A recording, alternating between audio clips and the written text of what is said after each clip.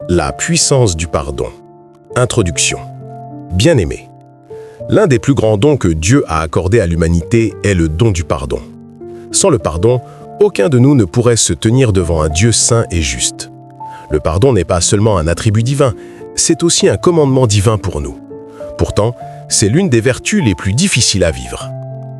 Jésus l'a clairement dit dans Matthieu 6, 14 et 15. « Si vous pardonnez aux hommes leurs offenses, votre Père céleste vous pardonnera aussi. Mais si vous ne pardonnez pas aux hommes, votre Père ne vous pardonnera pas non plus vos offenses. » Cette parole nous rappelle que le pardon n'est pas facultatif pour l'enfant de Dieu. C'est un style de vie, un commandement et un canal par lequel nous expérimentons la miséricorde de Dieu. 1. Le pardon est enraciné dans la nature de Dieu. Tout le message de l'Évangile est centré sur Dieu qui pardonne à l'humanité. De la Genèse à l'Apocalypse, nous voyons un Dieu qui tend la main à son peuple avec miséricorde. Psaume 103, verset 12. « Autant l'Orient est éloigné de l'Occident, autant il éloigne de nous nos transgressions. » À la croix, Jésus a prié pour ceux qui le crucifiaient. « Père, pardonne-leur, car ils ne savent pas ce qu'ils font. » Luc 23, verset 34. Si le pardon est au cœur de Dieu, il doit être aussi au cœur de ses enfants. 2. Le pardon est puissance, non faiblesse.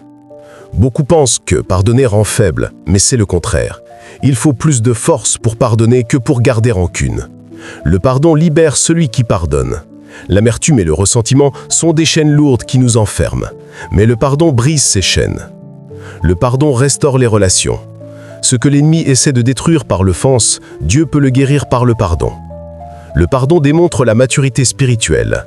Paul écrit dans Colossiens 3,13 « Supportez-vous les uns les autres, et si l'un a sujet de se plaindre de l'autre, pardonnez-vous réciproquement. De même que Christ vous a pardonné, pardonnez-vous aussi. » Pardonner n'est pas faiblesse, c'est la puissance divine à l'œuvre en nous. 3. Le pardon apporte la guérison. Le manque de pardon n'endommage pas seulement l'âme, il affecte aussi les émotions et même la santé physique.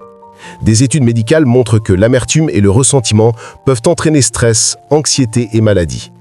Mais quand vous pardonnez, la guérison coule. Guérison dans le cœur, guérison dans le corps, guérison dans les relations. Jacques 5,16 dit « Confessez donc vos péchés les uns aux autres et priez les uns pour les autres afin que vous soyez guéris. » Le pardon ouvre la porte à la puissance de guérison de Dieu. 4. Le coût du non-pardon. Le non-pardon est dangereux. Jésus l'a illustré dans la parabole du serviteur impitoyable, Matthieu 18, 21 à 35. Le serviteur qui avait été pardonné d'une énorme dette refusa de pardonner une petite dette. Résultat, il fut livré au bourreau. Quand nous refusons de pardonner, nous bloquons nos propres prières. Marc 11, 25. Nous nous coupons de la miséricorde de Dieu, nous restons prisonniers de l'amertume. Le non-pardon ne blesse pas principalement l'offenseur, il blesse surtout celui qui garde rancune. 5. Le pardon est un choix, pas une sensation. Beaucoup disent « Je ne peux pas pardonner parce que je ne ressens pas l'envie ». Mais le pardon n'est pas basé sur les émotions, c'est un acte d'obéissance. Jésus n'a pas dit « Pardonnez quand vous en avez envie », il a dit « Pardonnez ». Le pardon est une décision de la volonté, rendue possible par l'Esprit Saint. Une fois que vous choisissez de pardonner, Dieu guérit vos émotions et restaure la paix dans votre cœur. Philippiens 2, 13 « Car c'est Dieu qui produit en vous le vouloir et le faire selon son bon plaisir. » 6. Le pardon libère les bénédictions de Dieu. Certains prient pour la percée, la guérison, la faveur, mais gardent encore de la rancune. Le non-pardon peut bloquer vos bénédictions. La restauration de Job a commencé après qu'il ait prié pour ses amis. Job 40, 10. Joseph a pardonné à ses frères et Dieu l'a élevé au palais. Jésus a pardonné à l'humanité et la puissance de la résurrection s'est manifestée. Si vous voulez des cieux ouverts, vous devez vivre dans le pardon. 7. Étape pratique pour pardonner. Le pardon ne signifie pas excuser le mal ou faire semblant qu'il n'est jamais arrivé. Cela signifie remettre l'offenseur entre les mains de Dieu et refuser de laisser l'amertume empoisonner votre cœur. Voici quelques étapes. Reconnaissez la blessure, ne la niez pas, apportez-la à Dieu. Décidez de pardonner. Dites « Seigneur, je choisis de pardonner ». Priez pour l'offenseur. Jésus a dit « Priez pour ceux qui vous maltraitent ». Luc 6, 28. Remettez l'affaire à Dieu. Laissez-lui être le juge. Marchez dans l'amour. Même si la réconciliation n'est pas possible, gardez un cœur pur. 8. Le pardon reflète Christ en nous. Le monde ne comprend pas peut-être le pardon, mais quand les croyants pardonnent, ils reflètent la lumière de Christ.